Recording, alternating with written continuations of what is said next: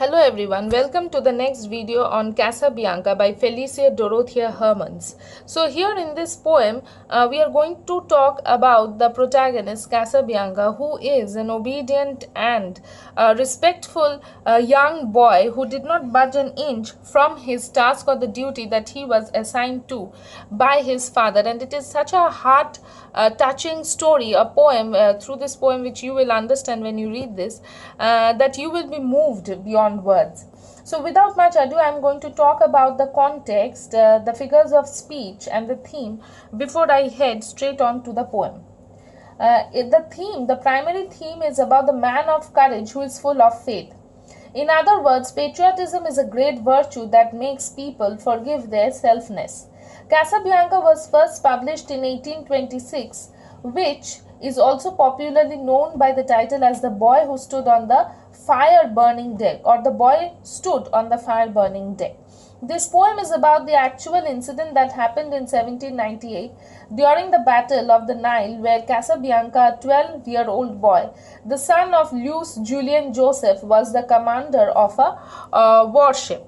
And here I am going to talk a little bit about the central idea of the poem. The central idea of this poem is about the noble characteristics like chivalrism, obedience, and morality that demand the impossible, the obsolete, and the death, which itself transfigured into eternal life. As you will see by the end of the poem, when we reach the end of the poem, you will see that how much this central idea stands true. Deep-rooted faithfulness is majestic and unmatched, which makes a man rise above all the personal affiliation. Casabianca was a young and brave soldier, or a young and brave boy of his country. He was a born hero and has a very strong, composed, and pleasant personality. Dutifulness and obedience were his making and characteristics, and he was proud of fighting for his country. Probably he was fighting, probably he was accompanying his father, that we are not sure. But he was there on the deck, he was there on the ship along with his father, listening to the orders, listening to the instructions of his father, the commander or the chieftain. So here we are going to head straight on to the lines of the poem, which shows his immense courage, his strength, his personality, and also his sacrifice, the supreme sacrifice that he made at the end. The boy stood on the burning deck, whence all but he had fled. The flame that lit the battle's wreck shone round him over the dead. So the boy here refers to the Corsican boy. Why Corsican? Because Corsica is a Mediterranean island in France, or near France, who died in the Battle of Nile. So the battle that is being referred to here is the Battle of Nile. Here you will see that from where or while he was standing there, everyone had fled. So whence, it may, in many places you may find that it has been written from where, or it may be written as while, but it can be both the meanings, because the ship from where everyone had fled, everyone had run away, and while he was standing there, everyone had run away. So he here refers to Casabianca. The flame that lit the battle's wreck shone round him over the dead. So the flame here refers to the fire that lit, that torched the battle. Again here the Battle of Nile wreck, the devastation caused by the war. Because war, it reminds us of the grim reality that war is never comforting, war is never profiting, because it ultimately ends up in causing the death and destruction of life and property. These flames were shining over the dead bodies of the soldiers killed in the battle. They shone around him. The flames were shining around them, the dead bodies of the soldiers that were killed in the battle. So here, if I talk about the poetic devices that have been used in the poem, while narrating the poem, we can tell that we will come across this in the second stanza, where he has used, in fact throughout the poem, she has used a number of visual and auditory images, which you will see as we read to the next part of the poem. The poet has used alliteration in the second stanza of the poem, and that describes the danger that is faced by the boy, while highlighting the determination and the will power of the boy. You will see when we start in the second one. Yet beautiful and bright he stood, as born to rule the storm. So in the very first line of the second stanza, you come across this alliteration. A creature of heroic blood, a proud though childlike form. So in spite of the burning flames, Casabianca stood, and it seemed as if that he was born to govern, to control the storm, and a creature of heroic blood. So Casabianca had inherited the nobility from his forefathers, and he remained true to that prowess, he remained true to that bravery that his forefathers had shown. Though he was of tender age, though he was young, he was proud to carry out the instructions of his fire. Even though the deck was on fire, it did not affect him. He was proud and determined to carry out the instructions, the orders of his father. The flames rolled on. Without his father's, he would not go without his father's word. That father faint in death below, his voice no longer heard. So he did not know that his father will no longer be able to give him any voice or give him any instructions, because his father is dead. Here faint refers to lifeless and not temporary loss of sense. It refers to death. And this hints that without his father's words that he is not going to move. This hints at the resolution and the obedience of the young boy. He called aloud, "Say, father, say, if yet my task is done." He knew not that the chieftain lay unconscious of his son. "Speak, father," once again he cried, "if I may yet be gone." And but the booming shots replied, and fast the flames rolled on. So as we move on to the progressing stanzas, as we move on throughout the poem, we realize that there is a heightening of the tension. Yet we are afraid to accept the truth that what is going to happen at the end. We know that, yet we are afraid to accept that. Nevertheless, he called out to his father. He cried out. I am not getting any response from his father. He repeatedly asked that whether he should stay on duty, whether his duty is over or not. He kept on asking. He knew not that the chieftain lay unconscious. Casabianca was totally unaware of the fact that his father, the chieftain, the commander of the ship, had already died. And as the commander is dead, obviously he was not aware of his son's condition too. He kept on urging and crying his father to speak, whether he should move, whether he should go. And in these lines, following lines, in this stanza, you will see that there is panic in his voice when he is asking for permission, because he is crying, he is urging, there is an urgency in the tone.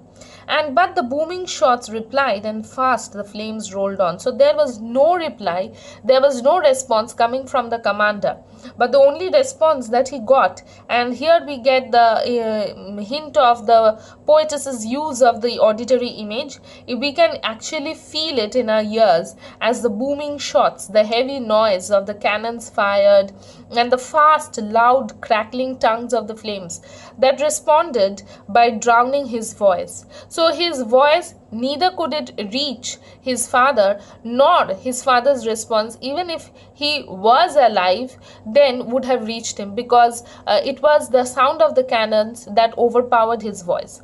Upon his brow he felt their breath. There here refers to the flames. The fire reached to him. It was too close to him, and in his waving hair. So it reached so close that he felt its heat on his brows and his waving hair. So the waving hair refers to the movement of the wind that spurred the fire, that fed the fire to increase its intensity and reach out to the boy quite fast, and looked from that lone post of death. Lone post, the only place of death, because there was no escape for him. He was bound to die. Without the instructions of his father to move from that place, he was bound to die. But he stood still. He kept to his position in still yet brave despair. So here it again hints at the unquestioning obedience. He knew that his father had asked him to remain at duty, but in spite of being panic-stricken, in spite of the chaos, in spite of the danger and risk to his life, he stood still. He was disappointed, yet he stood still. There was nothing that could move him, not even the fire when it threatened to touch his brows. And shouted but once more aloud, "My father, must I stay?" So he cried out aloud probably for the final time, once again seeking his father's permission as the fire circled round him through the sails and through the ropes. It kept on moving because the fire was slowly gaining in intensity, as we see in this stanza, and shouted but once more aloud, "My father, must I stay, while o'er means over, him fast through sail and shroud? The wreathing fires made way." So the circling fires made way for through the sailing through the ropes and through the sails, it made way towards him, and his life is in danger. They wrapped the ship in splendor wild, they caught the flag high, and streamed above the gallant child like banners in the sky. So the flames, here the flames have been personified, as you see that it has been mentioned as they. So the flames encapsulated or wrapped the ship in magnificent wild, means it was increasing its intensity wildly. It has become wild, let loose. The fire could not be tamed, and probably there was nothing or no one to tame the fire. They caught the flag high. The flames reached up to the flag of the ship. It can refer to the flag of the ship. It can also refer to the flag of the country which the ship represented, and streamed above the gallant child. So the gallant here refers to brave child here again, Casabianca, like banners in the sky. So the height of the flames was like waving or streaming of the flags. It was the only thing that was visible. So here again the visual imagery is hinted at. There came a burst of thunder sound. The boy, oh, where was he? Ask of the winds that far around with fragments strewed the sea. So there was a loud thunderous noise, and then there was no one. There was neither the young boy nor were any other passengers or any other soldiers left on the ship of the deck. No one could imagine where did the boy, or where was the boy, this body of the brave boy, disappear. Only the winds could say or reply to this question, because they were the only ones, the winds were the only ones which were blowing around the boy and knew as if where he was. So the winds in this stanza has again been personified. Ask of the winds means approach the winds as a person, approach them as if they are answerable for the missing body of this gallant boy, Casabianca. With mast and helm and pennon fair, that well had borne their part, but the noblest thing which perished there was that the young faithful heart. So ultimately our fear comes true, and Casabianca has died. A thick tall pole of wood or metal to which a ship's sails are tied refers to the mast. Helm means the wheel for steering a ship. Pennon means a narrow flag flown from the top of the mast. So all these things, the mast, the rudder and the flag, all these things, three things together had played their part well. The ship was sailed well, it had travelled well, it had played its part bravely. Like the young boy, all these three parts obeyed the orders of the commander, like the young boy obeyed the orders of his father, the commander or the chieftain. But what did it ultimately result in? It ultimately perished. He ultimately perished. Though he was young, disciplined, obedient, that young, disciplined and the resolute heart did not stay or was not alive for other future generations to see. And though his mortal body died, his story became immortal. His story of obedience, his story of resolution, his story of bravery remained resolution, and went on for generations to read, to understand and appreciate the supreme sacrifice of the boy Casabianca, and what war ultimately results in. It does not spare anyone, whether young or old. So this poem ends on a sad note.